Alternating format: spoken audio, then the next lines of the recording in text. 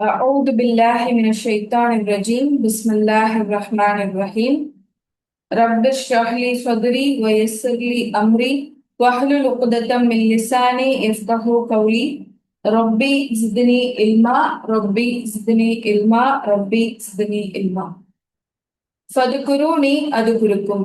நீங்கள் என்னை நினைவு கூறுங்கள், நான் உங்களை நினைவு கூறுவேன் அப்படிங்கிற அல்லாஹ்வுடைய வாக்குறுதியை நினைவு கூர்ந்தவளாகவும், அவனின் அன்பும்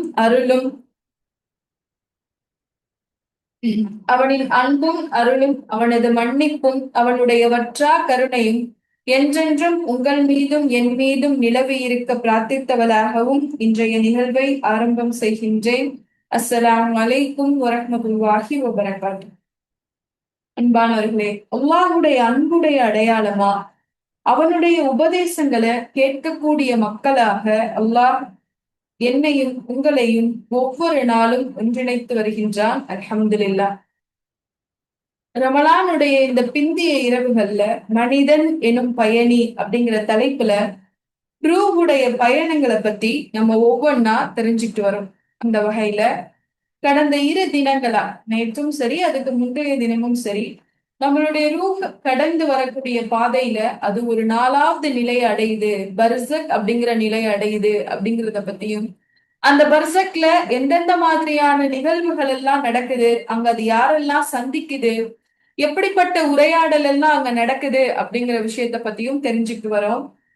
இன்ஷா அல்லாஹ் அதனுடைய தொடர்ச்சியா தான் இன்னைக்கான வகுப்பும் இருக்கும். இந்த 4வது உலகத்துல 4வது நிறுத்தத்துல பர்சக் அப்படிங்கிற இந்த திரைமறைவான இந்த வாழ்க்கையில ஒரு ரூஹ் சந்திக்கக்கூடிய நிலைகள் வேற என்னென்னலாம் இருக்கும் அப்படிங்கிறது தான் இன்ஷா அல்லாஹ் இன்றைய வகுப்புலையும் நம்ம பார்க்க போறோம். நேத்து நம்ம எதோட அதை நிறுத்தணும் அப்படிங்கிறது தெரியுமா? நேத்து எந்த நிகழ்வோட நேற்றைய வகுப்பை நம்ம நிறைவு செஞ்சோம் அப்படிங்கிறது யாருக்காவது நினைவு இருந்தா சாட்ல போடுங்க.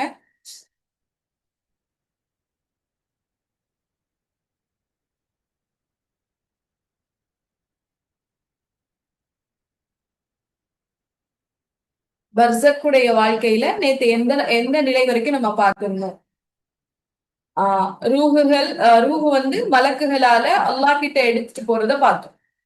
சரி, அல்ஹம்துலில்லாஹ். இப்ப பாருங்க, நம்மளுடைய உடல்ல இருந்து ரூஹு பிரிந்த உடனே அல்லாஹ்வுடைய நாட்டப்படி நம்மளுடைய உடல்ல இருந்து நம்மளுடைய ரூஹு வெளியான உடனே இந்த உடலுக்கு சில மாற்றங்கள் செய்யப்படுது. என்ன பண்றாங்க?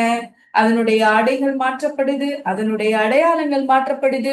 இன்னும் என்ன ஆகுதுன்னா, அந்த ரூஹ் இதுவரைக்கும் தான் வாழ்ந்த இல்லம், தனக்கான நபர்கள்னு சொல்லி யாருக்கு மத்தியில எங்க வாழ்ந்துட்டு இருந்துச்சோ அந்த இடத்துல இருந்து அந்த உடம்ப பிரிச்சு அத வேற ஒரு இடத்துல கொண்டு போய் வைக்கிறதுக்காக ஒரு தயாரிப்பு நடந்துட்டே இருக்கும் அந்த உடலுக்கு.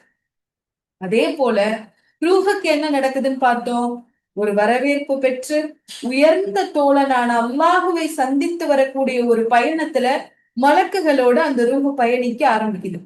அது ஒரு நல்ல ரூஹா இருந்தா அதுக்கு நிம்மதியான வார்த்தைகள் அதனுடைய ரப்பு கிட்ட இருந்து கிடைக்குது. ஒருவேளை அது ஒரு தீய ஆன்மாவா இருந்தா கடுமையான வார்த்தைகளையும் கோபமான வார்த்தைகளையும் அந்த ரூஹு தன்னுடைய ரப்பு கிட்ட இருந்து பெற்றுக்கொள்ளுது. அப்போ இப்படி 2 ஆன்மாக்களுமே தன்னுடைய உடல்ல இருந்து வெளிவந்ததற்கு பின்பாக ஆற்றலும் வல்லமையும் உள்ள அல்லாஹுவை சந்தித்து தனக்கான செய்தியை பெற்றுக் கொள்றதுக்காக மலக்குமார்களோட பயணிச்சு வானத்துக்கு போகுது, விண்ணுலகத்துக்கு போகுது அப்படிங்கிறத பார்த்தோம். அங்க போனதுக்கு அப்புறம் என்ன சொல்லப்படுது? அது நல்ல ஆன்மாவா இருந்தாலும் சரி, அது தீய ஆன்மாவா இருந்தாலும் சரி, அல்லாஹ் என்ன சொல்றான்? நல்ல ஆன்மாவ நீங்க நல்லவர்களுடைய பெயர் பதியக்கூடிய ஏட்ல பதிங்க. தீய ஆன்மாவா இருந்தா தீய ஆன்மாக்கள் பதியப்படக்கூடிய ஏட்ல பதிங்க அப்படின்னு சொல்லிட்டு 2 பேத்துக்கும் அல்லாஹ் காமனா ஒரு அறிவிப்பு கொடுக்கிறான். அது நல்ல ஆன்மாவா இருந்தாலும் கெட்ட ஆன்மாவா இருந்தாலும். அது என்ன அறிவிப்பு? இந்த ரூகுகளை கொண்டு போய் அதனுடைய உடம்புல சேர்த்துருங்க. அதனுடைய உடலோட இந்த ரூஹ பூமியில இணைச்சு வச்சிருங்க அப்படின்னு அல்லாஹ் சொல்றான். சொல்லிட்டு அல்லாஹ் என்ன சொல்றான்? இந்த பூமிக்கு தான் நான் அவங்கள படைச்சோம், இந்த பூமியில இருந்து தான் அவங்கள படைச்சோம், திரும்ப அந்த பூமிக்குள்ளேயே தான் நான் அவங்கள செலுத்துவோம், மீண்டும் அவங்கள அந்த மண்ணுல இருந்து தான் நம்ம உயிர்ப்பித்து கொண்டு வருவோம் அப்படின்னு அல்லாஹ் சொல்றான். சொன்ன உடனே 2 ரூகுகளும் பூமிக்கு திரும்ப கொண்டு வரப்படுது. நல்ல ரூஹா இருந்தா நல்ல மிருதுவான முறையில அது கொண்டு வந்து தன்னோட உடலோட வைக்கப்படுது. தீய ஆன்மாவா இருந்தா என்ன நடக்கும்னு பார்த்தோம். அத வானத்திலிருந்து பூமிக்கு இந்த மண்ணுக்கு தூக்கி அதை வீசுவாங்க. அது ஒரு எரியப்பட்ட நிலையில வந்து தன்னுடைய உடலை அடையும் அப்படிங்கிற செய்தியை பார்த்தோம். இப்ப பாருங்களேன், ஒரு மனிதன் இறந்து போனதுக்கு அப்புறமா அந்த மனிதனை குளிப்பாட்டி, அவனுக்கு கஃனிட்டு, அவனுக்காக கண்ணீர் சிந்தி, அவனுக்காக துவா செஞ்சு, அவனுடைய உறவினர்கள் எல்லாம் அவனை சுமந்து கொண்டு வந்து அவனுக்கு ஒரு தொழுகை நடத்தி, இப்ப அவனை ஒரு புதுசா ஒரு இடத்துல வச்சிருவாங்க. ஒரு புதிய இடத்துல வச்சிருவாங்க. தன்னுடைய வீடு இல்ல, தன்னுடைய ஆடை இல்ல, தன்னுடைய உறவுகள் இல்ல, தன்னுடைய நண்பர்கள் இல்ல. இவங்க எல்லாத்தையும் விட்டுட்டு இப்ப இந்த ரூஹ் ஒரு தனிமையான ஒரு பயணத்துக்கு தயாராகுது.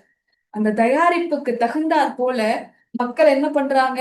அது கொண்டு வந்து வைக்கப்படக்கூடிய இடத்துல இந்த உடலையும் கொண்டு வந்து வச்சிடுறாங்க. தனிமையா ஒரு இடத்துல அந்த உடல் கொண்டு வந்து வைக்கப்படுது. இதுதான் இனி இந்த ரூஹ் மறுமை வரைக்கும் தங்க போற இடம். அதுக்காக தயார்படுத்தி வச்சிருக்க புதிய இடமும் அதுதான். அந்த புதிய இடத்துல மக்கள் கொண்டு வந்து உடலை வைப்பாங்க, மலக்குகள் கொண்டு வந்து ரூஹ வைப்பாங்க. அப்போ இனி எப்ப வரைக்கும் இது அந்த ரூஹுக்கான இடமா இருக்க போது? மறுமை நாள் வர்ற வரைக்கும் அந்த ரூஹுக்கான இடம் அந்த புதுசா இப்ப தயார் பண்ணி கொண்டு வந்து வச்சாங்கல்ல அந்த இடம் தான். அந்த புதிய இடத்துக்கு என்ன பேர்? பூமியில வாழக்கூடிய நம்மளுடைய இடத்துக்கு வீடு, இல்லம், இதெல்லாம் பேரு. ஆன்மாக்களை கொண்டு போய் வைக்கிற, இறந்து போன உடலை வைக்கிற அந்த புதிய இடத்துக்கு என்ன பேரு? அது நம்ம எப்படி சொல்லுவோம்? கபர் அப்படின்னு சொல்லி சொல்லுவோம். கபர், மண்ணறை அப்படின்னு சொல்லி சொல்லுவோம். இந்த மண்ணறைய பொறுத்த வரைக்கும் இது ஒரு நிரந்தரமான இடமா? நிரந்தரமான இடமா? இல்ல. இது ஒரு ஓய்வு எடுக்கக்கூடிய ஒரு இடம். ஒரு ரெஸ்டிங் பிளேஸ் தான் இந்த கபூர். இது ஒண்ணும் நிலையான ஒரு வாழ்க்கை கிடையாது. கொஞ்ச காலம் ஆன்மாக்கள் அங்க இருக்க போகுது. அந்த கொஞ்ச காலம் எப்போ? அது மரணிச்சதுல இருந்து மறுமை நிகழ்ற வரைக்கும் அது அங்க என்ன செய்ய போடுது? ரெஸ்ட் எடுக்க போகுது. இது மாதிரி சில ரெஸ்டிங் பிளேஸ் நம்ம உலகத்திலையும் பார்த்திருப்போம். பார்த்திருக்கீங்களா? வெயிட்டிங் ஏரியாக்கள் இருக்கும், லாபி இருக்கும். பார்த்திருக்கீங்களா? அப்ப இந்த பூமியில இருக்க இந்த ஓய்வெடுக்கக்கூடிய அறைகளுக்கும் இந்த மண்ணறை அல்லாஹ் ஓய்வெடுக்கக்கூடிய அறையாவும் வச்சிருக்கானே, இது ரெண்டுக்கும் வித்தியாசம் இருக்கு. பூமியில நம்ம ஓய்வெடுக்கிறதுக்காக ஒரு அறைக்கு போனோம்னா அது நல்ல விசாலமானதா இருக்கும். நமக்கு தேவையான நாற்காலிகளோ, நமக்கு தேவையான படுக்கைகளோ, ஃபேனோ, லைட்டோ, உணவோ எல்லாம் இருக்கு. நமக்கு கம்ஃபர்டபுளான ட்ரெஸ்ஸ சேஞ்ச் பண்ணிட்டு நம்ம அந்த இடத்துல காத்திருக்கலாம். ஆனா கபர் அப்படிங்கிற இந்த காத்திருப்பு அறை எப்படி இருக்கும் தெரியுமா? ஒரே ஒரு ஆடை தான். மாற்றிக்க வேற ஆடைலாம் கிடையாது. கஃபன் அப்படிங்கிற ஒரே ஆடை தான். இங்க எந்த வெளிச்சமும் இருக்காது. எந்த வெளிச்சமும் இருக்காது. இருட்டா இருக்கும். இங்க விசாலமான சுத்தி புரண்டு படுக்கிறதுக்கு மாதிரியான இடங்கள் இருக்காது. யார் யாருக்கு என்ன அளவு அகலம் தேவையோ, என்ன அளவுக்கு நீளம் தேவையோ அந்த அளவுக்கு தான் இந்த வெயிட்டிங் பிளேஸ் இருக்கும். இப்படி திரும்பி திரும்பி படுக்க இல்ல நம்மளுடைய கைகளை விசாலமா வைக்க அப்படிலாம் இருக்காது. அந்தந்த உடலுக்கு தகுந்த அளவு அந்த குழிகளை தோண்டி அதுக்குள்ள ரெஸ்ட் எடுக்கிறதுக்கு வச்சுட்டு போயிருவாங்க. இன்னும் பார்த்தா பூமியில இருக்கக்கூடிய காத்திருப்பு அறையில நம்ம சுதந்திரமா உலாவலாம். உட்கார முடியற அளவுக்கு உட்காரலாம். உட்கார முடியலன்னா எந்திரிச்சு நம்ம நடக்கலாம். ஆனா மண்ணறை அப்படிங்கிற இந்த ஓய்வறை எப்படி இருக்கும்? நம்மளுடைய கால்களும் கைகளும் கட்டப்பட்ட நிலையில இருக்கும். நம்ம நினைச்ச மாதிரி பயணிக்க முடியாது. நம்ம நினைச்ச மாதிரி இங்கேயும் அங்கேயும் திருப்பி படுக்க முடியாது. அப்ப கை கால்கள் கட்டப்பட்டு ஒரே ஆடையில வெளிச்சம் இல்லாத நெருக்கடியான ஒரு இடத்துல நம்மளை ஓய்வெடுக்கிறதுக்காக நம்மளுடைய உறவுகளும் கொண்டு வந்து வச்சிருவாங்க. மலக்குமார்களும் நம்மளுடைய ரூஹ கொண்டு வந்து வச்சிருவாங்க. அப்ப பாருங்க, வெளிச்சம் இல்லாத, காற்றோட்டம் இல்லாத, துணைக்கு ஆள் இல்லாத ஒரு தனிமையா நம்ம ஒரு இடத்துல போய் மறுமை வரைக்கும் காத்திருக்க போறோம். சுப்ஹானல்லாஹ். கொஞ்சம் சிந்திச்சு பாருங்களேன். இந்த பூமியில கொஞ்ச நேரம் நம்ம வீட்லயே ஒரு லைட் இல்ல, ஒரு ஃபேன் இல்ல, ஒரு கதவை மூடி ஒரு அறையில நம்மளால எவ்வளவு நேரம் இருந்துட முடியும்? இல்ல நம்மள ஒரு பாக்ஸ்குள்ள போட்டு மூடி வச்சாங்க அப்படின்னா அதுக்குள்ள நம்மளால இருந்துட முடியுமா? அது நமக்கு எவ்வளவு ஒரு சஃபகேட்டிங்கா இருக்கும். நமக்கு மூச்சு திணற மாதிரி இருக்கும். இன்னும் இதுக்கு இன்னொரு இன்னொரு உதாரணம் சொல்றதா இருந்தா, இந்த எம்ஆர்ஐ, சிடி எல்லாம் எடுக்கும்போது நமக்கு அந்த உணர்வு வரும். ஒரு சின்ன பெட் தான் இருக்கும். அந்த இதுலதான் நம்ம படுத்திருக்கணும். கை கால கொஞ்சம் கூட அசைக்க கூடாது. தலையை கூட இந்த பக்கம் அந்த பக்கம் திரும்ப கூடாது. அதுல படுத்த உடனே அப்படியே கொஞ்சம் கொஞ்சமா அது அந்த மிஷின்குள்ள போகும். அந்த மிஷின் எப்படி இருக்கும்னா, நம்மளுடைய கண்ணுக்கு அப்படியே கொஞ்சம் தான் ஸ்பேஸ் இருக்கும். மேல அப்படியே க்ளோஸ்டா இருக்கும் ஃபுல்லா. அதுக்குள்ள போன உடனே அப்படியே ரொம்ப மூச்சு திணற ஆரம்பிக்கும். எப்படா இந்த ப்ராசஸ் முடியும்? நம்ம அந்த மிஷின்ல இருந்து எப்படா வெளியில வருவோம்? அப்படின்றது. இத வந்து ஒரு சிலருக்கு வந்து இந்த கிளாஸ்ட்ரோபோபியான்னு சொல்லுவாங்க. இறுக்கமான இடத்துல இருக்கிறதும், நெருக்கடியான இடத்துல இருக்கிறதும், காத்து வராத இடத்துல இருக்கிறதும் அவங்களுக்கு ஒரு பயம். ஒரு மூச்சு திணறலை ஏற்படுத்தும். அப்ப அப்படியான ஒரு இடமா தான் ஒவ்வொருத்தருக்கும் அவங்களுடைய மண்ணறை இருக்கு. ரொம்ப விசாலமாலாம் இருக்காது. ரொம்ப குறுகலான இடமா தான் இருக்கும். ஆனா, இப்படிப்பட்ட இடங்கள்ல இந்த பூமியில நம்மள பயணிக்க சொன்னா நம்ம பயணிப்போமா? பயணிப்போமா? ஐயோ! அங்க நெரிசலா இருக்கும். நான் வரமாட்டேன். இங்க ரொம்ப கூட்டமா இருக்கும். நான் வரமாட்டேன். இது ரொம்ப குளோஸ்டான சர்ஃபேஸா இருக்கு. இங்க உட்கார்ந்தா எனக்கு காத்து வரமாட்டேங்குது. இப்ப நம்ம எப்படி நமக்கு கம்ஃபர்டபுளான இடத்த தேடி தேடி பயணிக்கிறோம். இப்படி கம்ஃபர்டபுளா மறுமை வரைக்கும் நம்ம காத்திருக்கக்கூடிய ஒரு அறை இருக்குமா அப்படின்னு கேட்டா இருக்காது. அது ஒவ்வொருத்தருடைய அமலுக்கும் தகுந்த மாதிரி அந்த அறை மாறுபடும் ரசூலுல்லாஹ் செய்வாங்க. ஓ, இதுதான் மன்னரை. இதுதான் மன்னரை. தனிமை, வெளிச்சம் இல்ல, காத்தில்ல, விசாலமான இடம் இல்ல. இப்படிப்பட்ட ஒரு இடம் தான் மன்னரை. இங்கதான் நானும் சரி, நீங்களும் சரி, மரணித்ததற்கு பின்பாக மறுமை வர்ற வரைக்கும் காத்திருக்க போறோம். இந்த மன்னரைய பத்தி இஸ்லாம் என்னென்ன விஷயங்கள் சொல்லுது அப்படிங்கிறத ஒவ்வொன்னா பார்த்துட்டே வரும். முதலாவதா இஸ்லாம் சொல்லக்கூடிய விஷயம் என்ன அப்படின்னா, இது ஒரு காத்திருப்பு அறை அப்படின்னு சொல்லி அல்லாஹ் தன்னுடைய திருமறை குரான்ல சூரா முஃமினூன்ல சொல்லும்போது சொல்றாங்கல்ல, மறுமை ஏற்படுகின்ற வரை அவர்களை நாம் மறைவான உலகத்துல வச்சிருப்போம். பர்சக்ல அவங்க இருப்பாங்க. மறுமை வர்ற வரைக்கும் அப்படின்னு. அப்போ இது ஒரு காத்திருப்பு அறை. உலகம் முடிஞ்சு மறுமை நிகழ்ற வரைக்கும் நம்மளுடைய இந்த நீண்ட பயணத்துல நமக்கு ஒரு ரெஸ்டிங் ஸ்டேஜ். ஆலமுல் அருவாகல ஆரம்பிச்சுச்சா நம்மளுடைய பயணம். ஆலமுல் அருவாகல இருந்து தாயுடைய கருவறைக்கு வந்து, தாயுடைய கருவறையில இருந்து துன்யாவுக்கு வந்து, திரும்ப இப்ப அல்லாஹ்வை நம்ம சந்திக்க போகக்கூடிய முதல் படி ஆரம்பமாகும் போதே அல்லாஹ் நமக்கு ஒரு வெயிட்டிங் கொடுக்குறான். இரு, இங்க கொஞ்ச நேரம் இரு அப்படின்னு சொல்லி. இப்ப இஸ்லாம் மன்னரையை எப்படி பாக்குதுன்னா, ஒவ்வொருத்தருடைய காத்திருப்பு அறையா பாக்குது. அல்லாஹ்வை பாக்குறதுக்கு முன்னாடி கொஞ்ச நேரம் நம்ம என்ன செய்யறோம்? ஒரு இடத்துல காத்துட்டு இருக்கோம். ரெண்டாவது இஸ்லாம் என்ன சொல்லுது அப்படின்னா, இந்த காத்திருப்பு அறை எல்லாருக்கும் ஒரே மாதிரி இருக்குமா அப்படின்னு கேட்டா இல்ல. ஒவ்வொருத்தருக்கும் இந்த அறை மாறுபடும். நமக்கு பார்க்கும்போது இத்தனை அடி நீளம், இத்தனை அடி அகலம் எல்லாருக்கும் ஒரே மாதிரி தானே மண்ணறை இருக்குன்னு தோணலாம். ஆனா இந்த மறைவான உலகத்துல அல்லாஹ் என்ன ஏற்பாடு செஞ்சு வச்சிருக்கான் அப்படின்னா, ஒவ்வொருத்தருக்கும் அவங்களுடைய மண்ணறை மாறுபடும். அவங்களுடைய காத்திருப்பறை மாறுபடும். எப்படி மாறுபடுது? அது எப்படி இருக்கும்? நபி ஸல்லல்லாஹு அலைஹி வஸல்லம் அவங்க சொல்றாங்க, ஒண்ணு மண்ணறை சுவனத்துடைய தோட்டங்களிலிருந்து ஒரு தோட்டத்தை போல இருக்கும். அப்படி இல்லையா? நரகத்துடைய படுகுழிகளில் ஒரு படுகுழியாக இருக்கும். இப்போ ஒவ்வொருவருக்கும் இது மாறுபடும். எனக்கு சுவனத்துடைய தோட்டம், உங்களுக்கு சுவனத்துடைய தோட்டம், நம்ம எல்லாருக்குமே சுவனத்துடைய தோட்டமா தான் அது இருக்க போதான்னு கேட்டா இல்ல. அதை தீர்மானிக்க போறது நம்மளுடைய அமல்கள். அப்போ ஒண்ணு அது சொர்க்கத்துடைய தோட்டமா இருக்கு. அப்படி இல்ல அப்படின்னா அது நரகத்துடைய படுகொலியா இருக்கும்னு ரசூலுல்லாஹ் சொல்றாங்க. இது ஒவ்வொருத்தருக்கும் அவங்க அவங்க செய்யக்கூடிய நன்மைகளை பொறுத்து அது மாறுபடுது. இதுக்கு ஒரு உதாரணம் பாருங்களேன். நம்ம வந்து நேத்து சொன்ன அதே ஒரு நிகழ்வு தான். ஒரு 2 பேரு தன்னுடைய ஊருக்கு திரும்பி வராங்க. தான் வேலை பார்க்குற இடத்துல இருந்து கிளம்பி தன்னுடைய ஊருக்கு திரும்பி வராங்க. அப்போ இந்த டிராவல் வந்து அவங்களுக்கு டைரக்டா ஃபிளைட் இல்ல. கனெக்டிங் ஃபிளைட் தான். அப்போ ஒரு ஊர்ல இருந்து வந்து ஒரு ஊர்ல அவங்க காத்திருக்கணும் அடுத்த ஃபிளைட்டுக்காக. அப்போ அந்த காத்திருக்கிற நேரத்துல அந்த பேசஞ்சர்ஸ்க்குன்னு ஒரு இடம் கொடுத்திருப்பாங்க. அவங்க காத்துட்டு இருக்காங்க. அதுல ஒருத்தர் எதுக்காக பயணம் பண்ணி வராருன்னா, தன்னுடைய வாழ்க்கையை புதிதா ஆரம்பிக்கிறதுக்காக, தன்னுடைய திருமணத்திற்காக ஒருத்தர் லீவ் போட்டு வராரு. ஒரு ஃபிளைட்ல இருந்து வந்து இன்னொரு இடத்துல இப்ப அவர் காத்துட்டு இருக்காரு. அவரு கூட பக்கத்துல உட்கார்ந்து பயணிச்ச நபர் எதுக்காக வராரு அப்படின்னா, தன்னுடைய உறவு ஒருத்தர் இறந்து போயிட்டாங்க. தன்னுடைய தாயோ, தந்தையோ உதாரணத்துக்கு தன்னுடைய தாய் இறந்து போயிட்டாங்க. அந்த நிகழ்வுல கலந்துக்கிறதுக்காக இப்ப வராரு. இவரும் ஒரு ஃபிளைட்ட வந்து இன்னொரு இடத்துல வெயிட் பண்ணிட்டு இருக்காரு. இப்ப இந்த இடத்துல வெயிட் பண்ணிட்டு இருக்கும்போது, இவங்க 2 பேருக்கும் ஒரே மாரியான மனநிலையா இருக்கும். ஒரே மாதிரியான மனநிலையா இருக்கும். தன்னுடைய வாழ்க்கையை புதிதா ஆரம்பிக்கணும்ன்ற எண்ணத்தோட வர்றவங்களுக்கு இந்த காத்திருக்கக்கூடிய இந்த அறையில மகிழ்ச்சி இருக்கும், சந்தோஷம் இருக்கும், கற்பனை இருக்கும், நிறைய ஆசைகள் இருக்கும். அந்த நேரம் அவருக்கு அப்படியே சுகமா கடந்து போய்க்கிட்டே இருக்கும்.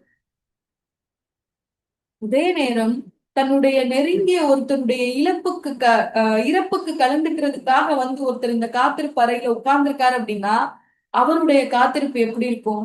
பதட்டமா இருக்கும்.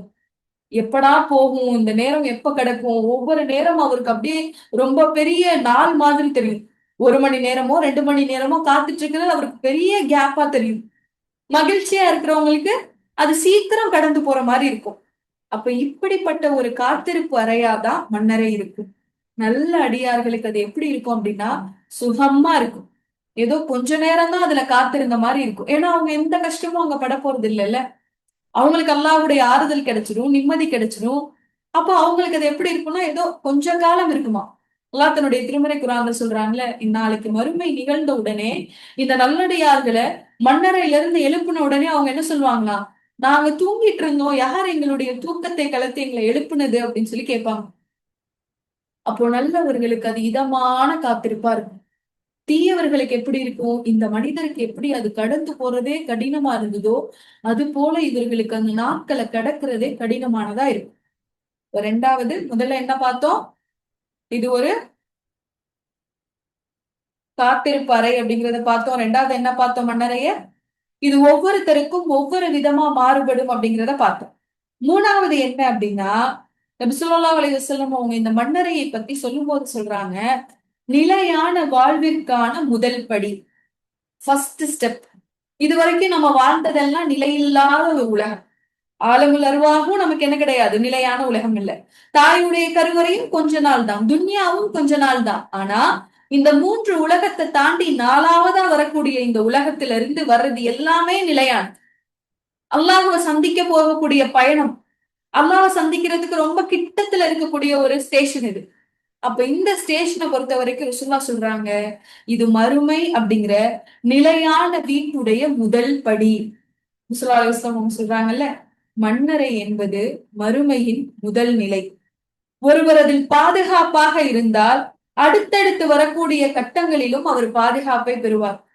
ஒருவர் அதில் பாதுகாப்பு பெறவில்லை என்றால் அடுத்தடுத்த கட்டத்திலையும் அவர் பாதுகாப்பு பெற மாட்டாரு.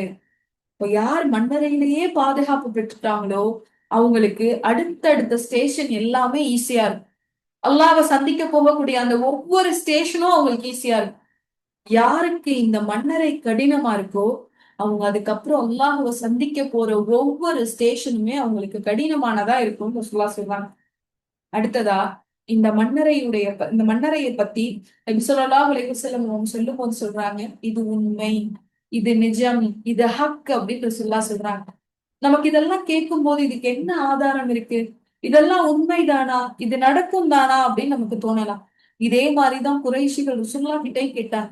அது என்ன மன்னரை ஒண்ணு இருக்கா, எப்படி நீங்க இறந்து போன மனிதர்களை மன்னரையில இருந்து உயிர்ப்பிப்பீங்க, இறந்து போயிட்டா அவ்வளவுதான், மன்னரைன்னு ஒண்ணு இல்ல, மறுமைன்னு ஒண்ணு இல்லைன்னு என்ன செஞ்சாங்க, புறக்கணிச்சாங்க. ஆனா நபி ஸல்லல்லாஹு அலைஹி வஸல்லம் அவங்க சொல்றாங்க, மன்னரைன்னு ஒண்ணு இருக்கு, அந்த மன்னரையில கொடுக்கப்படக்கூடிய வேதனைகள் உண்மையானது அப்படின்னு சொல்லி ரசூலுல்லாஹ் சொல்றாங்க. ஒரு முறை ஆயிஷா ரலியல்லாஹு அன்ஹா கிட்ட ஒரு யூத பெண் யாசகம் கேட்டு வராங்க. அவங்களுக்கு ஆயிஷா ரலியல்லாஹு அன்ஹா சில பேரித்தம்பழங்களை கொடுக்குறாங்க. அவங்க கிட்ட இருந்து பேரித்தம்பழங்களை வாங்கின அந்த யூத பெண்மணி சொல்றாங்க, அல்லாஹ் உங்களுடைய மன்னரை வேதனையை லேசாக்கட்டும்னு சொல்றாங்க. இத கேட்டா நபி ஸல்லல்லாஹு அலைஹி வஸல்லம் ஆயிஷா ரலியல்லாஹு அன்ஹாக்கு இந்த வார்த்தை புதுசா இருக்கு. இதுக்கு முன்னாடி நபி ஸல்லல்லாஹு அலைஹி வஸல்லம் அவங்க நமக்கு இந்த மாதிரி சொன்னதே இல்லையே, மன்னரையில என்ன வேதனையா இருக்கு அப்படின்னு சொல்லி யோசிக்கிறாங்க. யோசிச்சுட்டு ரசூலுல்லாஹ் வந்த உடனே ஆயிஷா ரலியல்லாஹு அன்ஹா நடந்த நிகழ்வு சொல்றாங்க. இந்த மாதிரி ஒரு யூத பெண் வந்தாங்க, அவங்களுக்கு நான் உதவி செஞ்சேன், அதுக்கு பகரமா அவங்க எனக்கு துவா செஞ்சாங்க, மன்னரையுடைய வேதனையிலிருந்து அல்லாஹ் உங்களை பாதுகாக்கட்டும்னு துவா செஞ்சாங்க. இது உண்மையா, இது உண்மையிலே இருக்கா, மன்னரையில வேதனை கொடுக்கப்படுமா அப்படின்னு சொல்லி கேக்குறாங்க. அப்ப கேட்ட உடனே நபி ஸல்லல்லாஹு அலைஹி வஸல்லம் சொல்றாங்க, மன்னரையின் வேதனைகள் உண்மையானது, மன்னரையின் வேதனைகள் உண்மையானது. நீங்க எங்க இறந்து போனவங்களை புதைக்காம விட்டுட்டு ஓடிடுவீங்களோ அப்படிங்கிற பயத்தினாலதான் நான் அல்லாஹ் கிட்ட துவா செய்யாம இருக்கேன். அப்படி இல்லைன்னா ரசூலுல்லாஹ் எப்படி துவா செஞ்சிருப்பாங்களா? அந்த மண்ணறையில கொடுக்கப்படக்கூடிய வேதனைகளுடைய சப்தத்தை நம்ம கேட்கறதுக்கு ரசூலுல்லாஹ் அல்லாஹ் கிட்ட துவா செஞ்சிருப்பாங்க. யா அல்லாஹ் என்னுடைய உம்மத்துக்கு இந்த கபர்ல கொடுக்கக்கூடிய வேதனையுடைய சப்தத்தை கேட்க வை அப்படின்னு சொல்லி. ஆனா ரசூலுல்லாஹ் எதுக்கு பயந்து அதை செய்யலன்னு சொல்றாங்க? ஒருவேளை அந்த சப்தங்களை கேட்டா அடுத்து உங்கள யாராவது இறந்து போனா அவங்கள நீங்க என்ன செய்ய மாட்டீங்க, புதைக்க கூட நீங்க வரமாட்டீங்க, அவங்களை அடக்கம் பண்ண கூட வரமாட்டீங்கன்னு நான் பயப்படுறேன் அப்படின்னு சொல்லி சொல்றாங்க. அப்போ மன்னரை வேதனை அப்படின்னு சொல்லப்படக்கூடிய விஷயங்கள் எதுவுமே கற்பனையான விஷயங்கள் இல்ல. இது ஒவ்வொரு ஆன்மாவும் கண்டிப்பா பார்த்து அனுபவிச்சு தாண்டி போக வேண்டிய ஒரு விஷயம் அப்படிங்கிறத இஸ்லாம் நமக்கு சொல்லி. அடுத்ததா இந்த மன்னரைய பத்தி குரான்ல அல்லாஹ் என்ன சொல்றான் அப்படின்னு பார்த்தோம் அப்படின்னா, குரான்ல அல்லாஹ் இத பத்தி நிறைய தகவல்கள் சொல்லல. நிறைய தகவல்கள்னா எந்த மாதிரினா, இதுல இப்படிலாம் வேதனை இருக்கும், இதுல இந்த மாதிரி எல்லாம் இன்பம் இருக்கும் அப்படிங்கிற தகவல்கள் எதுவும் இல்ல. ஆனா அல்லாஹ் சூரா முஃமினுடைய 100வது வசனத்துல சொல்லும் போது சொல்றான், அவர்கள் எழுப்பப்படும் நாள் வரையில் அவர்கள் முன்னே ஒரு திரை இருக்கிறது, பர்சக் இருக்கிறது. அவங்க எழுப்புற வரைக்கும் அந்த திரைமறைவான ஒரு வாழ்க்கையில இருப்பாங்க அப்படிங்கறத அல்லாஹ் சொல்றான்.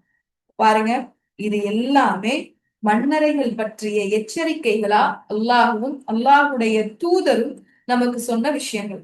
அப்ப இந்த விஷயங்கள் எல்லாத்தையும் உணர்ந்து இதுக்கு அஞ்சி வாழ்ந்தனாலதான் நபி ஸல்லல்லாஹு அலைஹி வஸல்லம் அவங்களும் சரி, நபி ஸல்லல்லாஹு அலைஹி வஸல்லம் அவங்களை பின்பற்றி வாழ்ந்த சஹாபாக்களும் சரி இந்த மன்னரைக்கு அதிகம் பயந்திருக்காங்க.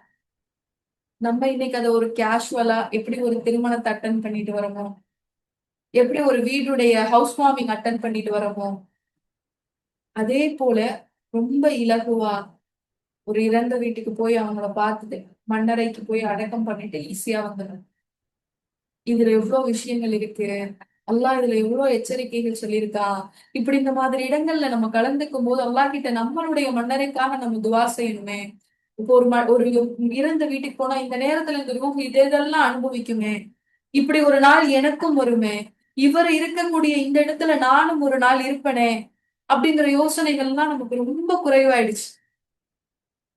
இத ஒரு கடமையா நம்ம கலந்துக்கிட்டு அதை தாண்டி போயிட்டே இருக்கும்.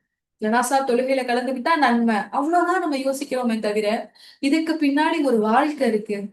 ஒரு மனிதர் நிரந்தரமான ஒரு வாழ்க்கைக்கு போயிட்டாரு, இவ்வளவு நாள் நம்மளோட பயணித்த ஒரு மனிதர் இந்த உலகத்தை விட்டுட்டு அடுத்த கட்ட உலகத்துல பயணிக்க தயாராகி போயிட்டு இருக்காரு அப்படிங்கிற உணர்வு நம்ம எத்தனை பேர் உணர்ந்திருக்கோம்.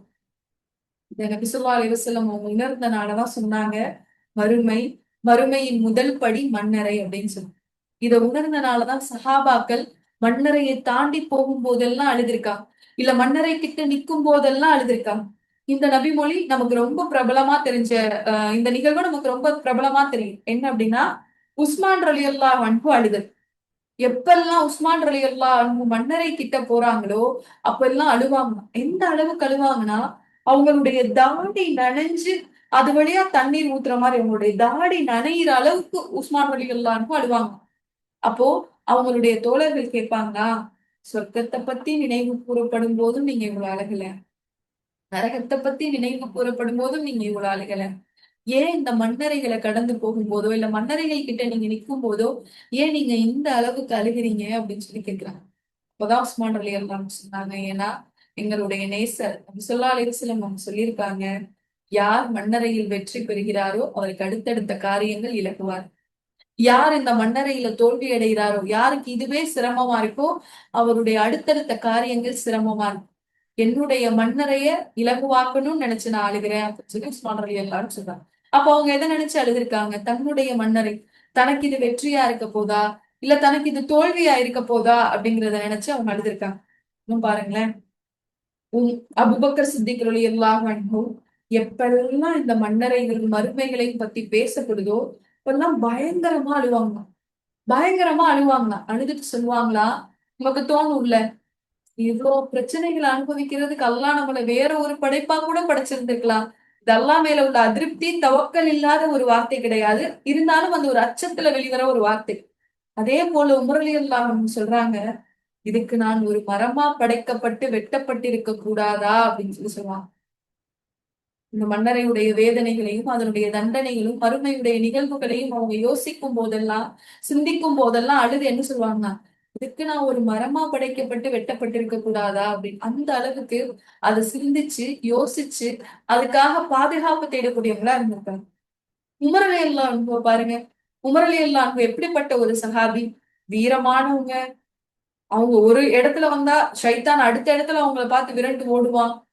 அப்படிப்பட்ட தைரியமான ஒரு நபித்தோழர் எப்பெல்லாம் மன்னரையும் மறுமையையும் பத்தி பேசப்படுதோ அவங்களுடைய தோழர்கள் சொல்றாங்க உமர் ரலியல்லாஹு அன்ஹு அழுவாங்க. எப்படி அழுவாங்க அப்படின்னா அவங்களுடைய நெஞ்சு குலுங்கும் அழுகும்போது. சாதாரணமா கண்ணுல இருந்து கண்ணீர் வருது இல்ல.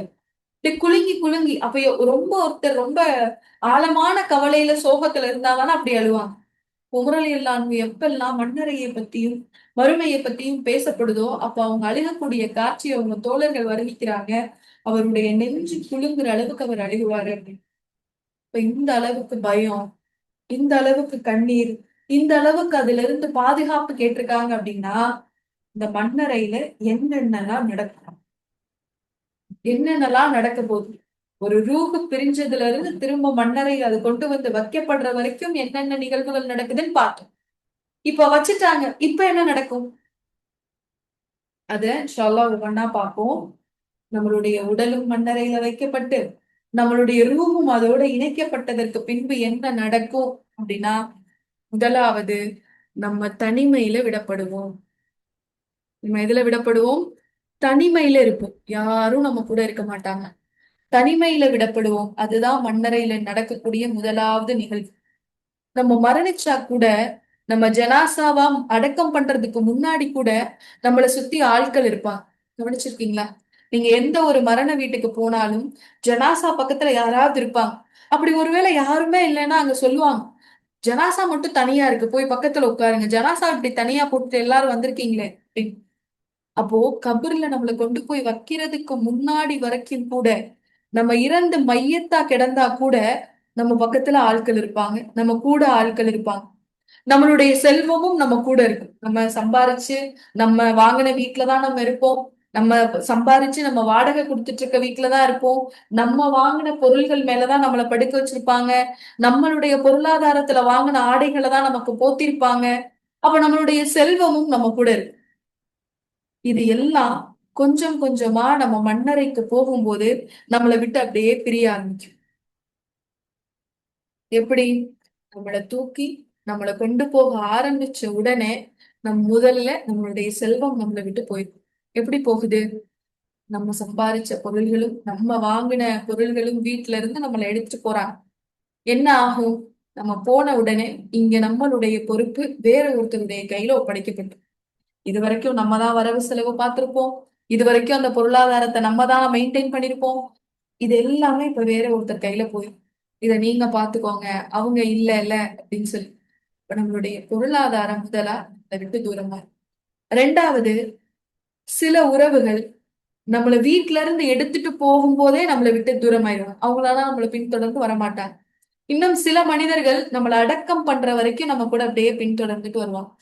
அப்புறம் நம்மளை அடக்கம் பண்ணி முடிச்சு நம்ம மண்ணால நம்மளுடைய மண்ணறையை மூடினதுக்கு அப்புறமா எவ்வளவு நேரம் அந்த இடத்துல நம்மளுடைய உறவினர்கள் நிப்பாங்கன்னு நினைக்கிறீங்க? நம்மளுடைய தாயா இருந்தாலும் என்ன சார், நம்மளுடைய தந்தையா இருந்தாலும், நம்மளுடைய கணவனா இருந்தாலும், நம்மளுடைய பிள்ளைகளா இருந்தாலும், நம்மளுடைய சகோதரர்களா இருந்தாலும் எவ்வளவு நேரம் அந்த இடத்துல நிப்பாங்கன்னு நினைக்கிறீங்க? அதிகபட்சம் ஒரு 20 நிமிஷம். அது நெருங்கிய உறவுகள் வேணா அந்த 20 நிமிஷமும் அங்க நின்று நமக்காக துவா செய்யலாம். அடுத்த நிலையில இருக்கக்கூடிய உறவுகள் எல்லாம் நம்மள மண்ணறையில போட்டு மண்ணால மூடப்பட்ட உடனே அந்த நொடியே கிளம்பி போயிடுவாங்க. அப்போ நம்மளுடைய செல்வமும் நம்மளுடைய குடும்பமும் நம்மளை விட்டு முதல்ல பிரிக்கப்பட்டு நம்ம தனிமைக்கு உள்ளாக்கப்படுறோம். யோசிச்சு பாருங்களேன். ஒரு மனிதன் இந்த பூமியில வாழணும். ஒரு மனிதன் இந்த பூமியில வாழணும்னா அவனுக்கு ரெண்டு விஷயம் தேவை. ஒண்ணு உறவு, இன்னொன்னு செல்வம். இது ரெண்டும் தான் ஒரு மனிதனை தலை உயர்ந்து இந்த உலகத்துல நடக்க வைக்கும். ஒண்ணு அவனுக்கு நல்ல உறவுகள் இருக்கணும். நல்ல உறவுகள் இல்லையா, அட்லீஸ்ட் நல்ல செல்வம் இருக்கணும். இது ரெண்டும் தான் அவன் இந்த பூமியில வாழ வைக்கக்கூடிய கருவியா இருக்கு. அப்ப எந்த ரெண்டு முக்கியமான விஷயம் அவனை இந்த பூமியில வாழ வச்சுச்சோ அந்த ரெண்டு விஷயமும் அவனை விட்டு பிரிக்கப்பட்டு அவன் தனிமையில மண்ணறையில கொண்டு போய் வைக்கப்படுவான். யோசிச்சு பாருங்க. காலையில நம்ம நம்மளுடைய பெட்ல இருந்து எந்திரிக்கிறோம். எந்த தேவைக்காக எந்திரிக்கிறோம்?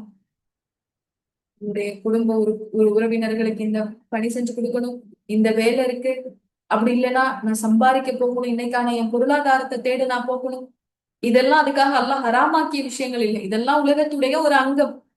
அப்போ ஒவ்வொரு நாளும் நம்மள தூக்கத்துல இருந்து நம்ம எந்திரிச்சதுக்கு அப்புறம் நம்மள இந்த உலகத்தோட இழுத்து கனெக்ட் பண்ற ரெண்டு விஷயம் என்னன்னா, நம்மளுடைய உறவும் நம்மளுடைய பொருளாதாரம். ஒண்ணு அவங்களுக்காக எந்திரிப்போம், இல்லாட்டி வருமானம், பொருளாதாரத்தை தேடணும், வேலை இருக்குங்கிறதுக்காக எந்திரிப்போம். அப்போ ஒவ்வொரு நாளும் நம்மள உலகத்தோட தொடர்புல வச்சுட்டு இருந்த இந்த ரெண்டு விஷயங்களும் நம்மளை விட்டு பிரிச்சிரும். சொல்றாங்க, ஒரு மனிதன் இறந்துட்டான் அப்படின்னா அவனை மூணு விஷயங்கள் பின்தொடரும். ஒண்ணு, அவனுடைய குடும்பம்.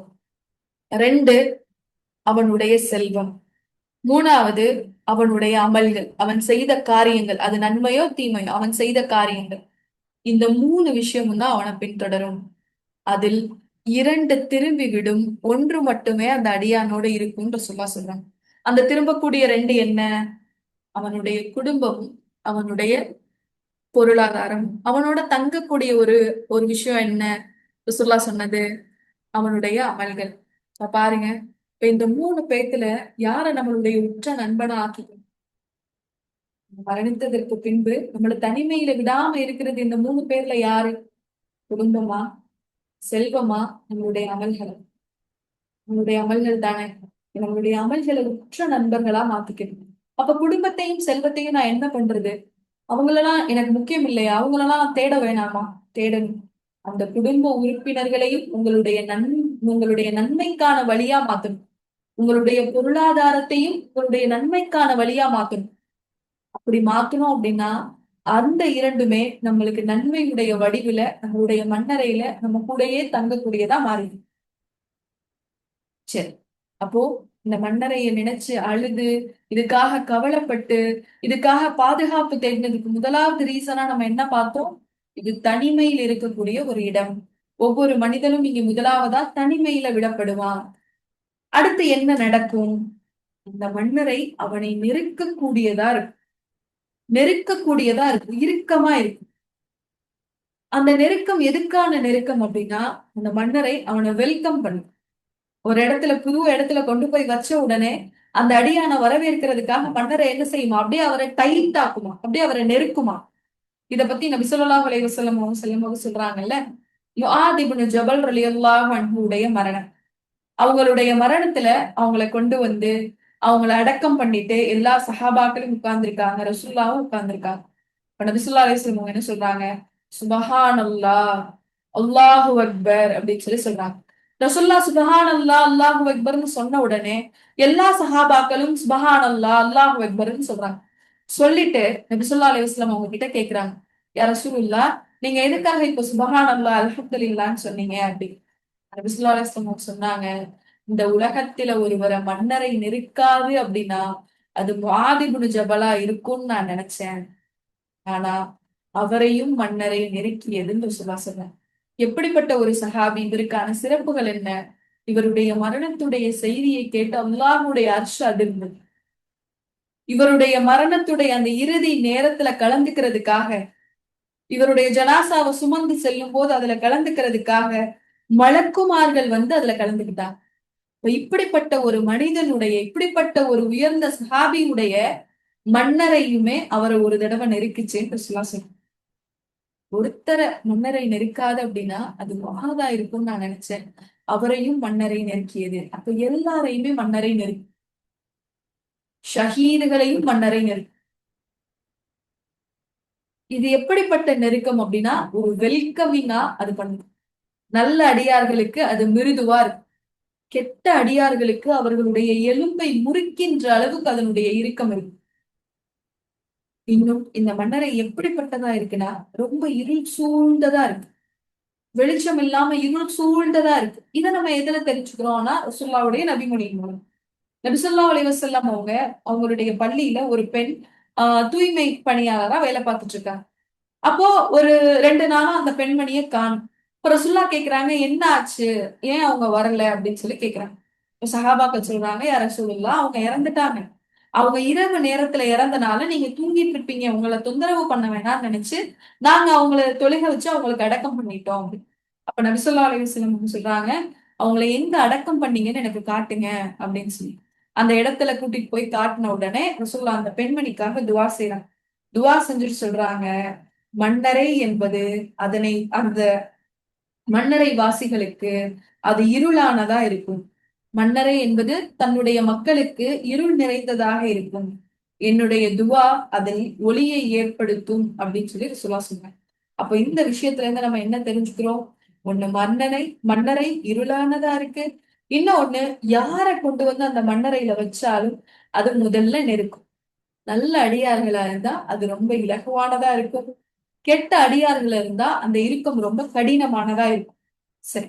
அடுத்து என்ன நடக்கும்? நம்ம தனிமையில விடப்பட்டோம். நம்மள மன்னரை வெல்கம் பண்ணுச்சு, இருக்குச்சு. அடுத்து என்ன நடக்கும்? அப்படின்னா, இப்ப 2 எக்ஸாமினர்ஸ் வருவாங்க. கேள்வி கேட்கறதுக்காக 2 நபர்கள் வருவாங்க. யார் அவங்க? முன்கர், நக்கீர் அப்படின்னு சொல்லக்கூடிய 2 மலக்குமார்கள் வருவாங்க. அவங்க எப்ப வர்றாங்கன்னு பாருங்களேன். எல்லா மக்களும் அடக்கம் பண்ணி முடிச்சுட்டு அந்த இடத்தை விட்டு போகும்போது சொல்லணும் சொல்றாங்கல்ல, மன்னரையில் இருக்கக்கூடிய மனிதர் அவங்களுடைய காலடி ஓசையை கேட்பாங்க. அவங்க அந்த இடத்தை விட்டு கடந்து எல்லா மனிதர்களும் கடந்து போகக்கூடிய அந்த ஓசையை கேட்பாங்க. இப்படி ஒவ்வொருத்தரும் அந்த இடத்தை விட்டு கடந்து போனதுக்கு அப்புறமா இந்த காலடி ஓசைகள் எல்லாம் ஓய்ந்ததுக்கு அப்புறமா இந்த மன்னரைக்குள்ள இவர் மட்டும் இருந்த இந்த மன்னரைக்குள்ள இப்ப 2 வானவர்கள் வராங்க. அந்த 2 வானவர்கள் வந்து அவரை தூக்கி உட்கார வச்சு அவர்கிட்ட சில கேள்விகள் கேட்பாங்க. என்ன கேள்வி? என்ன கேள்வி? உன்னுடைய இறைவன் யார்? உன்னுடைய மார்க்கம் என்ன? உனக்கு அனுப்பப்பட்ட தூதர் உனக்காக ஒரு மனிதர் அனுப்பப்பட்டோமே அவரை பத்தி உனக்கு தெரியுமா? உனக்கு அனுப்பப்பட்ட வேதம் என்ன? இந்த கேள்விகள் எல்லாம் அவர்கிட்ட கேட்கப்படும். ஒரு நல்ல அடியாரா இருந்தா, அவர் ஒரு நல்ல ஆன்மாவா இருந்தா, அல்லாஹ்வோடு தன்னை தொடர்போடு வச்சுட்டு இருந்த ஆன்மாவா இருந்தா, அவர் இந்த கேள்விகளுக்கெல்லாம் அழகா பதில் சொல்லிடுவார். எந்த தடையும் இல்லாம பதில் சொல்லிடுவார். உன்னுடைய இறைவன் யார்? அல்லாஹ். உன்னுடைய மார்க்கம் என்ன? இஸ்லாம். உங்களுக்கு மத்தியில ஒருத்தரை நாங்க அனுப்பிச்சிருந்தோமே அவர் யாரு? அவர்தான் முஹம்மத். அவர் எங்களுடைய தூதர். முஹம்மது நபி ஸல்லல்லாஹு அலைஹி வஸல்லம் எங்களுடைய தூதர் அப்படின்னு சொல்லி சொல்லிடுவாங்க. உங்களுடைய வேதம் நீங்க இதெல்லாம் எங்க இருந்து தெரிஞ்சுக்கிட்டீங்க? குர்ஆன் அப்படிங்கிற வழிகாட்டுதல்ல இருந்து நாங்க தெரிஞ்சுக்கிட்டோம் அப்படின்னு அந்த நல்ல ஆன்மாக்கள் பதில் சொல்லுவான். பதில் சொன்ன உடனே இப்போ ஒரு ஒரு ஓசை சுவனத்துல இருந்து கேட்கும். ஏற்கனவே இந்த ஓசை அந்த ரூஹ் எப்ப கேட்டுச்சு?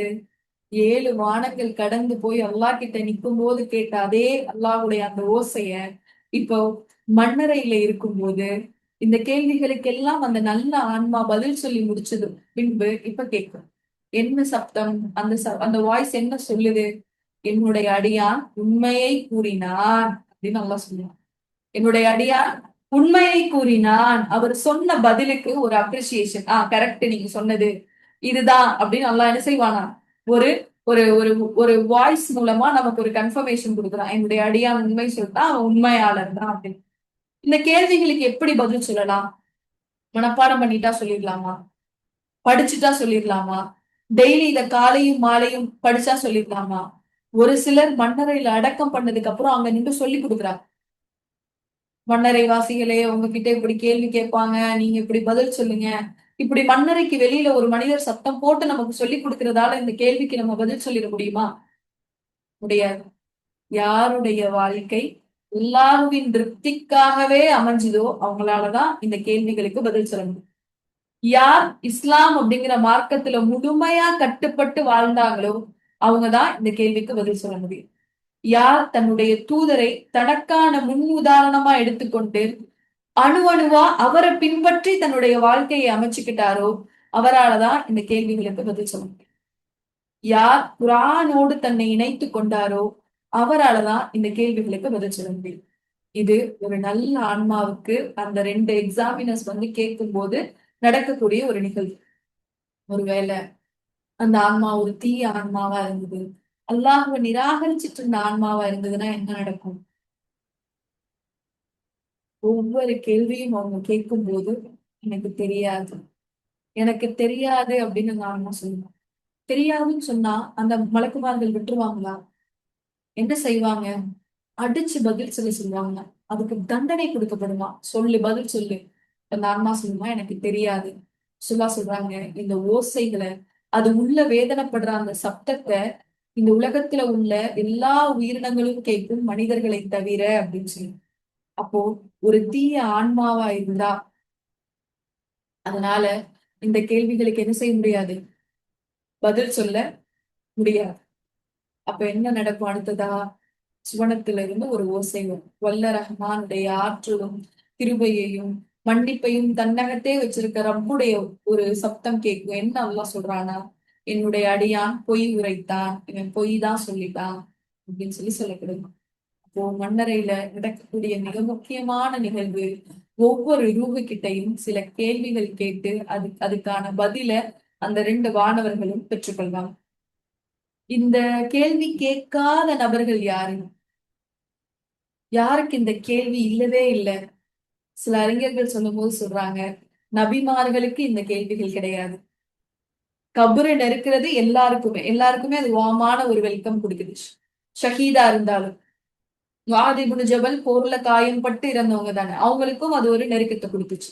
இந்த கேள்வி யாருக்கு இல்ல அப்படிங்கிறது அறிஞர்களுடைய கருத்து, நபிமார்களுக்கு இருக்காது. ஏன்னா அவங்கதான் இந்த மார்க்கத்தை என்ன செஞ்சாங்க, எல்லாருக்கும் எடுத்துரைத்தாங்க. ஷஹீதுகளுக்கு இருக்காது. ஏன்னா அந்த ஷஹீதுகள் தன்னுடைய உயிரையே அல்லாஹ்வுடைய பாதையில அர்ப்பணம் செஞ்சு இந்த 3 கேள்விக்கும் சாட்சியா வாழ்ந்துட்டாங்க. அதனால அவங்களுக்கு இந்த கேள்விகள் இருக்காது அப்படின்னு சொல்லப்படுது. அல்லாஹு ஆலம், அல்லாஹ்வே மிக அறிந்தவன். அடுத்து வேற என்ன நடக்கும் இந்த மண்ணறையில? வந்தாச்சு, தனிமையில வச்சுட்டு எல்லாரும் போயாச்சு. போனதுக்கு அப்புறமா நம்மளுக்கான மலக்குமார்கள் வந்தாங்க, நம்ம கிட்ட கேள்வி கேட்டாங்க. இந்த கேள்விக்கான பதில நம்ம சொல்றோம். நல்ல பதில் சொன்னா அல்லாஹ் கிட்ட இருந்து பாராட்டு, உண்மை உரைத்தான் சொல்லப்படுது. ஒழுங்கா பதில் சொல்லல, எனக்கு தெரியல அப்படின்னு சொன்ன மனிதர்களுக்கு அல்லாஹ் கிட்ட இருந்து இவன் பொய் உரைத்தான் அப்படிங்கிற கோபமான வார்த்தைகள் கிடைக்கப்படும். அடுத்து என்ன செய்யப்படுது அப்படின்னா, அறிவிப்பு கொடுக்கப்படுது அந்த மன்னரை. இந்த அறிவிப்பும் இறைவன் கிட்ட இருந்துதான் வருது. அல்லாஹ் உண்மை உரைத்தான் சொன்னதுக்கு அப்புறமா அந்த அடியானுக்கு ஒரு அறிவிப்பு செய்யப்படுது. நல்ல அடியார் என்ன செய்யப்படுது அப்படின்னா, சுவனத்துடைய விரிப்புகளை எடுத்து இவருக்கு கொடுங்க, சுவனத்துடைய ஆடைகளை இவருக்கு கொடுங்க, சுவனத்துடைய ஒரு கதவை இவருக்காக திறந்து வைங்க. அவரு சுவனத்துடைய வாசனையையும் சுவனத்துடைய காட்சிகளையும் பார்த்து இப்ப ரொம்ப சந்தோஷமா மகிழ்ச்சியா இருப்பார். யாரு? இந்த கேள்விகளுக்கு சரியாக பதில் சொன்ன ஒரு நல்ல ஆண். அப்ப அவர் மன்னரையில தான் இருக்காரு, அவர் பர்சக்ல தான் இருக்காரு. ஆனா அல்லாஹ் அவருக்கு என்னென்ன கொடுக்குறான் பாருங்களேன். சுவனத்துடைய விரிப்பு, சுவனத்துடைய ஆடை, சுவனத்தை பாக்குறதுக்கு மாதிரி இவருக்கு ஒரு கதவு, அது வழியா சுவனத்தை அவர் பார்த்துட்டே இருப்பாரு. அது வழியா அவருக்கு சொர்க்கத்துடைய காத்து வந்துட்டே இருக்கும். அது அவர் நிம்மதியா அனுபவிக்க கூடியதா இருப்பாரு. அப்போ அவருக்கு சொல்லப்படும், அவருக்கு அது என்ன செய்யப்படுதுன்னா, அந்த சுவனம் அந்த மன்னரை விரிவாக்கப்படும். நெருக்கடியா இருந்தது இல்ல, நெருக்கடியா தானே நம்மள கபூர்ல வைக்கும் போது நமக்கு இருந்திருக்கும். பார்க்காத அளவு கம்மியா இருந்தாலும் அது அவருக்கு எப்படி மாற்றி அமைக்கப்படும் அப்படின்னா, இந்த நல்லடியாருக்கு விசாலமானதா மாற்றி அமைக்கப்படுமா. இது ஒரு தீய ஆன்மாவா இருந்தா என்ன நடக்கும்? அவர் இந்த கேள்விகளுக்கு எல்லாம் பதில் தெரியாது அப்படின்னு சொன்னதுக்கு அப்புறமா, அல்லாஹ் பொய்யுரைத்தான்னு சொன்னதுக்கு அப்புறமா ஒரு அறிவிப்பு வரும். அந்த அறிவிப்புல என்ன சொல்லப்படும்? இவருக்கு நரகத்துடைய விரிப்பை எடுத்து விரிங்க, நரகத்துடைய ஆடையை கொடுங்க, நரகத்துடைய கதவை இவருக்கு திறந்து வைங்க. அப்போ இவர் பர்சக்ல தான் இருப்பாரு. ஆனா நரகத்துடைய வெப்பத்தையும் அந்த சூடையும் இவர் தன்னுடைய மண்ணறையில அனுபவிச்சுட்டு இருப்பார். இன்னும் இவருக்கு மண்ணறை எப்படி ஆயிரும் அப்படின்னா, விசுவாசம் சொல்லவும் சொல்றாங்க, இவருடைய மண்ணறை இவருக்கு நெருக்கமானதா மாறிடும். ஒரு நல்ல அடியாருக்கு அந்த மண்ணறை எப்படி இருந்தது? விசாலமானதா இருந்தது. இவருக்கு எப்படி ஆயிருச்சு? நெருக்கமானதா ஆயிரும். எந்த அளவுக்கு நெருக்கம்னு சொல்லவும் சொல்றாங்க, அவருடைய எலும்புகள் எல்லாம் அப்படியே நொறுங்குற அளவுக்கு அவருடைய மண்ணறை அவருக்கு என்னவா மாறிடுமா? நெருக்கமான ஒரு இடமா மாறிடும். அது எவ்வளோ பெரிய மண்ணறையா வெட்டப்பட்டிருந்தாலும், இப்ப சில அடக்க ஸ்தலங்களை நம்ம அடையாளப்படுத்துறதுக்காக கட்டி வைக்கிறாங்கல்ல, கல்லறைகளா, அதெல்லாம் எவ்வளவு நீங்க ஸ்பேஷியஸா அது கட்டப்பட்டு இருந்தாலும், அது ஒரு தீய ஆன்மாவாக இருந்தால் அந்த மண்ணறை அவருக்கு நெருக்கமானதா மாறும். அடுத்ததா இந்த மண்ணறையில வேற என்ன நடக்கும் அப்படின்னா, இதெல்லாம் முடிஞ்சதுக்கு அப்புறமா இவரை சந்திக்கிறதுக்காக ஒரு மனிதர் வருவார். எங்க வராங்க? மன்னரைக்குள்ள தனிமையா இருக்க போற இந்த பயணத்துல இப்ப இவரை சந்திக்கிறதுக்காக ஒரு மனிதர் வருவாங்க. அவர் எப்படி இருப்பார்னா, அழகான முகமுடையவரா இருப்பார். அழகான ஆடை அணிஞ்சிருப்பார். அவர்ட்ட இருந்து ஒரு நல்ல நறுமணம் வருமா. இப்ப இவரை பார்த்த உடனே அந்த மன்னரையில இருக்கக்கூடிய மனிதர் கேட்பாரா, நீங்க யாரு? நீங்க யாரு? யார் நீங்க? அப்படின்னு சொல்லி கேட்பார். அப்ப கேட்ட உடனே அவர் சொல்லுவாரா, நான் தான் உடைய அமல்கள். நான் தான் உன்னுடைய அமல்கள். அல்லாஹ் உனக்கு எதை வாக்குறுதியாக வழங்கியிருந்தானோ அதை இந்த நாள்ல நீ அனுபவிப்பீங்க. இது உங்களுக்கான நாள். நீங்க மகிழ்ச்சியா இருங்க அப்படின்னு சொல்லி சொல்வாராம்.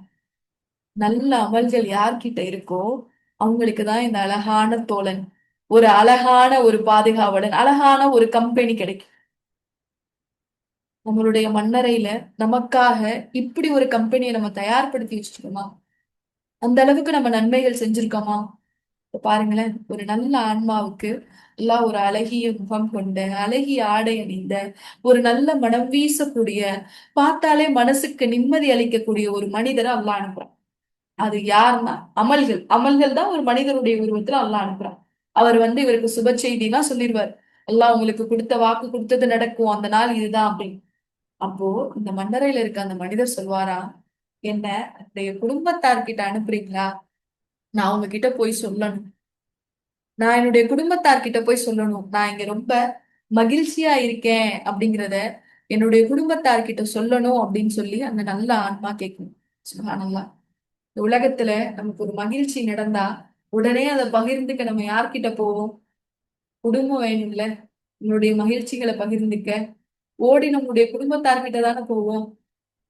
அதே மாதிரி இந்த நல்ல ஆன்மா அங்க அங்க இருக்கக்கூடிய நன்மைகள் எல்லாத்தையும் ஒவ்வொன்றா அனுபவிக்கும் போது அது கேக்குமா, என்னுடைய என்னோட குடும்பத்தார்கிட்ட அனுப்புறீங்களா? நான் நல்லா இருக்கேன், நான் சந்தோஷமா இருக்கேங்கிறத அவங்களுக்கு தெரிவிக்கணும் அப்படின்னு சொல்லி சொல்லுமா. அப்ப அவங்க சொல்லுவாங்களா, இல்ல, இது நீங்க தூங்குறதுக்கான நேரம், நீங்க தூங்குங்க, புது மாப்பிள்ளைய போல நீங்க உறங்குங்க அப்படின்னு சொல்லி அந்த ரூமுக்கு சொல்லப்படுமா. இப்போ அந்த ரூம் என்ன செய்ய ஆரம்பிக்கும்? நல்லா உறங்க ஆரம்பிச்சோம். அது நல்லா நிம்மதியான ஒரு உறக்கத்துக்கு அது போகும். இதே இது ஒரு தீய ஆன்மாவா இருந்தா என்ன நடக்கும்? அதுக்கு எப்படிப்பட்ட ஒரு தோழர் வருவாரு மன்னரைக்குள்ள? சொல்லும்போது சொல்றாங்க, ஒரு அருவருப்பான முகத்தை கொண்ட, அருவருப்பான ஆடை அணிந்த, மோசமான ஆடை அணிந்த, துர்நாற்றம் வீசக்கூடிய ஒரு மனிதர் வருவார். பார்த்தாலே மனதுக்கு பதட்டமும் பயத்தையும் ஏற்படுத்தும். அப்ப அவரை பார்த்த உடனே இந்த மன்னரையில இருக்கக்கூடிய அந்த தீய ஆன்மா கேக்குமா, நீங்க யாரு? நீங்க யாரு? நீங்க யாரு? ஏன் நீங்க இங்க வந்திருக்கீங்க? நீங்க யாருன்னு கேக்குமா. அப்ப கேட்கும் போது அந்த அந்த மனிதர் சொல்வாரா, நான் தான் உன்னுடைய அமல்கள். நான் தான் உன்னுடைய அமல்கள். அப்ப அந்த தீய அமல்கள் எல்லாம் ஒரு மோசமான ஒரு உருவத்துல அவருடைய மண்ணறையில அவர் கூடவே இப்ப இருக்க போகுது. அப்ப அந்த மனிதர் சொல்வாராம், இந்த நாள் அல்லாஹுடைய கோபம், அல்லாஹ் உங்களுக்கு வாக்குறுதி கொடுத்திருந்தான்ல, அந்த நாள் இதுதான். அல்லாஹுடைய அதிருப்தியை நீங்க பெற்றுக்கொண்டீங்கல்ல, அதை நீங்க அனுபவிக்க போற நாள் இதுதான் அப்படின்னு அந்த மனிதர் சொல்வாராம். இது மன்னரையில நடக்கக்கூடிய அடுத்த நிகழ்வு. அதுக்கப்புறம் என்ன நடக்கும்? ரெண்டு ஆன்மாவுமே பேசணும். ரெண்டு ஆன்மாவுமே அல்லாஹ் கிட்ட பிரார்த்திக்கணும். நல்ல ஆன்மாவும் பிரார்த்திக்க போகுது, கெட்ட ஆன்மாவும் அல்லாஹ் கிட்ட கெஞ்ச போகுது. எப்படின்னு பாருங்களேன். அப்போ இந்த ஒரு நல்ல நல்ல அமல்கள், நல்ல மனிதருடைய உருவத்துல வந்து அவருக்கு அருகில இருந்து அவருக்கு ஆறுதல் சொல்லி, நீங்க தூங்குங்க, நீங்க ரெஸ்ட் எடுங்க அப்படின்னு சொல்லும் போது அந்த நல்ல ஆன்மா சொல்லுமா, யா அல்லாஹ் விரைவா மறுமையை ஏற்படுத்த, யா அல்லாஹ் விரைவா மறுமையை ஏற்படுத்த. எதனால அந்த ஆன்மா விரைவா மறுமையை கேக்குது? சாட்ல போடுறீங்களா? எதுக்காக ஆன்மா விரைவா மறுமையை கேட்டுச்சு? அதுக்குதான் எல்லா இன்பமும் மன்னரையில கிடைக்குது. அப்புறம் ஏன் அது வேகமா மன்னரை அல்லாஹ் கிட்ட கேக்குது?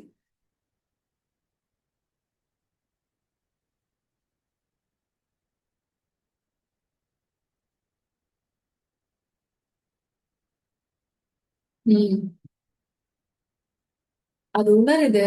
மன்னரையே இவ்வளவு ஆறுதலாவும், அல்லாஹுடைய வாக்குறுதி மன்னரையிலே முதல் நிலையிலே அல்லாஹுடைய வாக்குறுதி இவ்வளோ திருப்தி அளிக்கக்கூடியதாகவும் இருக்கு அப்படின்னா, அடுத்தடுத்த கட்டங்கள்ல அல்லாஹுடைய வாக்குறுதி எப்படி இருக்கும்? சொர்க்கத்துடைய இன்பங்கள் எப்படி இருக்கும்? அல்லாஹ்வை சந்திக்கக்கூடிய அந்த தருணங்கள் எப்படி இருக்கும்?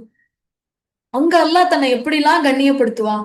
இதை எதிர்பார்த்த அந்த ஆன்மா சொல்லுமா, யா அல்லாஹ் மறுமையை எனக்கு விரைவாக ஏற்படுத்து. நான் என்னுடைய அன்பானவர்கள் எல்லாத்தையும் நான் சந்திக்கணும். எனக்கு மறுமையை விரைவா ஏற்படுத்து.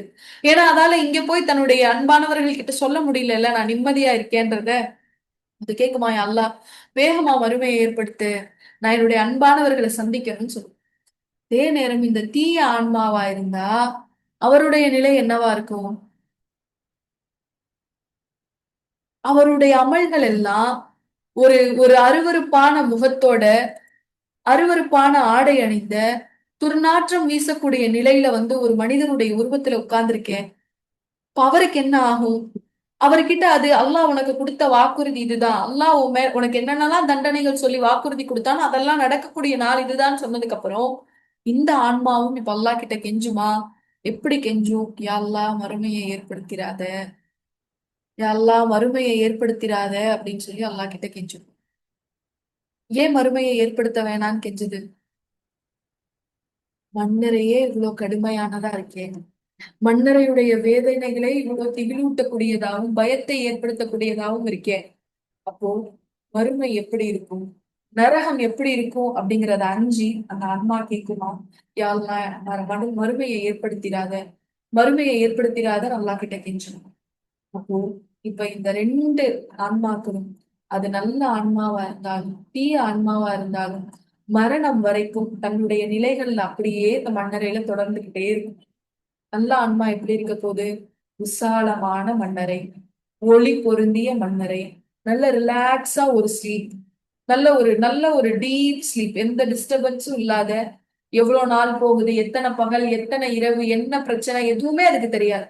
அது ஒரு நிம்மதியான உறக்கத்துல இருக்கும்.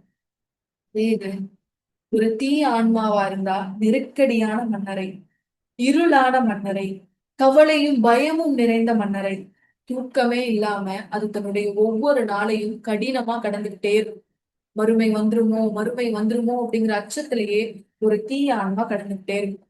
இதே நிலையில தான் 4வது உலகத்துடைய பயணம் ஒரு ஊருக்கு போயிட்டே இருக்கும்.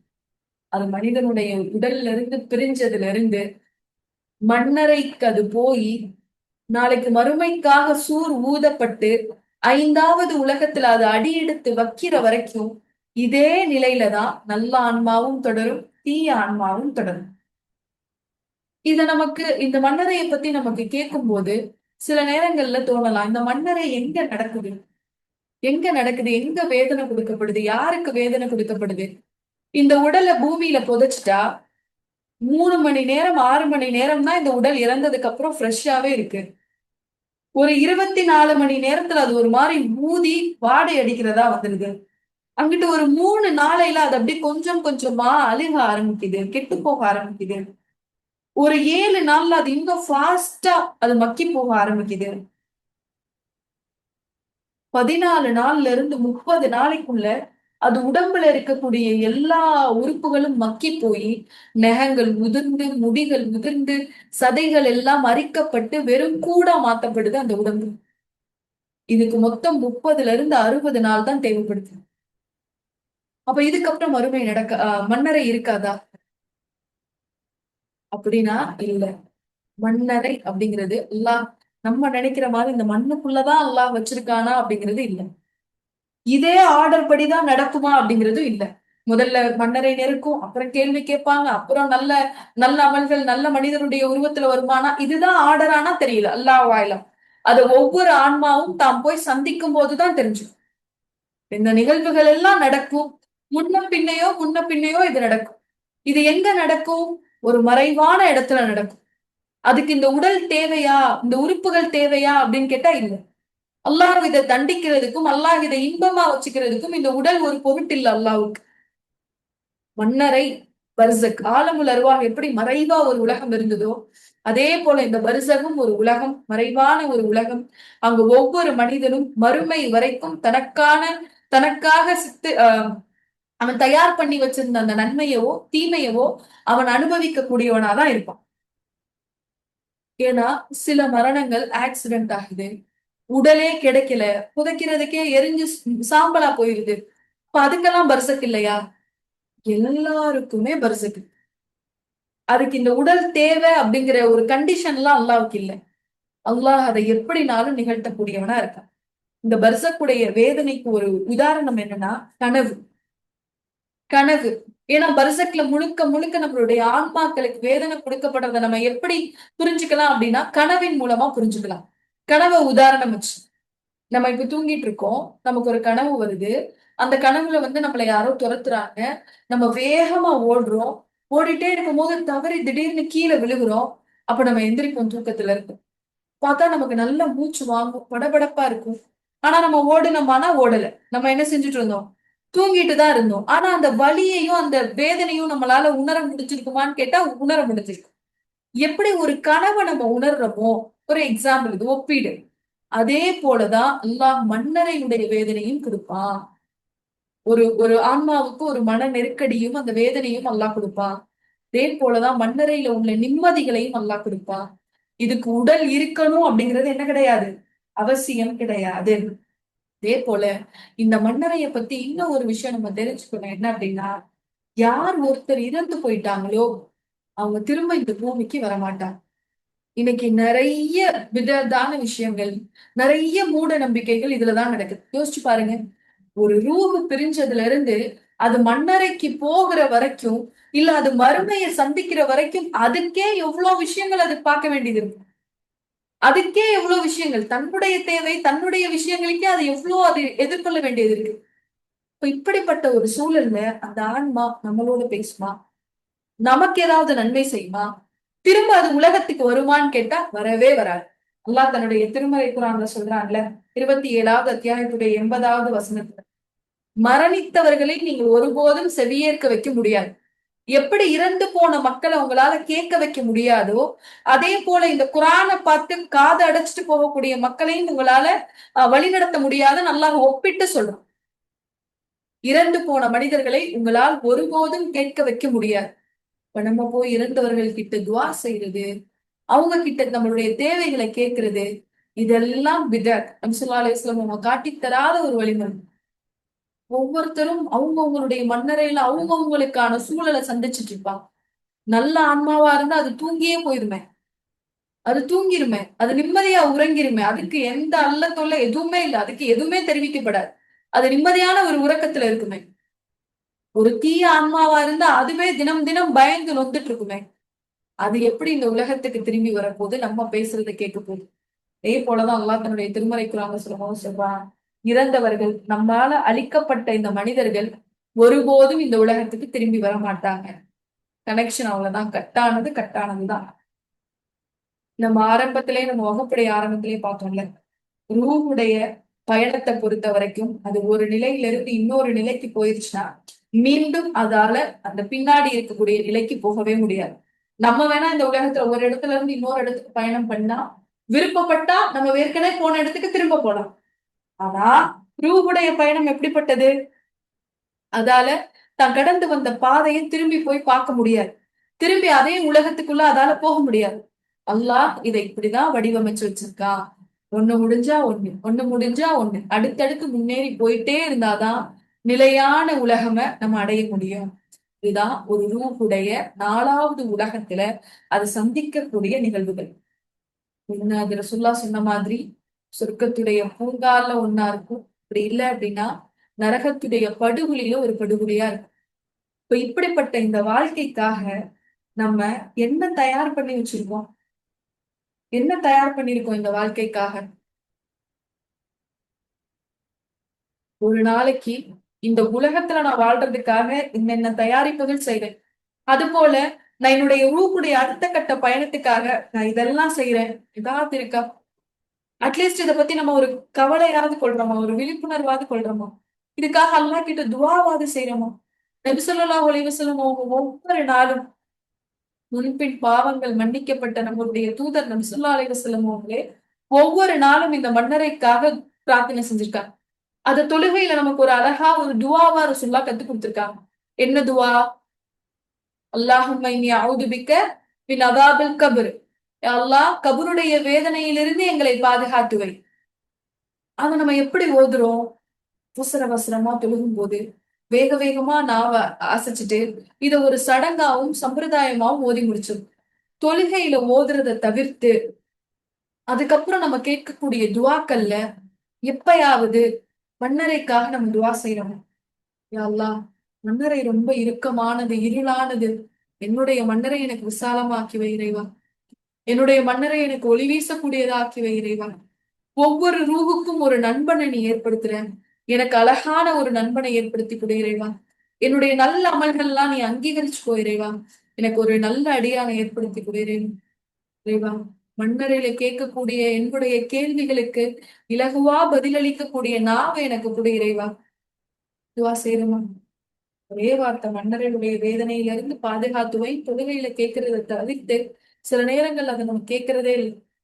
அதை பத்தி நம்ம பெரிய அக்கறை கொள்றதே இல்லை. அறிஞர்கள் சொல்றாங்க, யார் மண்ணறையை பற்றிய நிதர்சனமான உண்மையை அறிந்து கொள்கிறாரோ அதுவே அவருக்கு போதுமானதாக இருக்கும். இந்த உலகத்துடைய ஆசைகளை விடுவதற்கும், இங்க உள்ள ஈகோ, அந்த போட்டி பொறாமைகளை விடுறதுக்கும் மன்னரையை பற்றிய உண்மைகளை அவர் அறிந்து கொள்வதே அவருக்கு போதுமானதாக இருக்கும்னு சொல்றாங்க. இப்ப நாம நம்மளுடைய மன்னரைகளை பற்றிய உண்மைகளை தெரிஞ்சிருக்கோம். அது தகவல்களா தெரிஞ்சு வச்சிருக்கோம். அதை உணர்ந்த மனிதர்களா இருக்கோமா?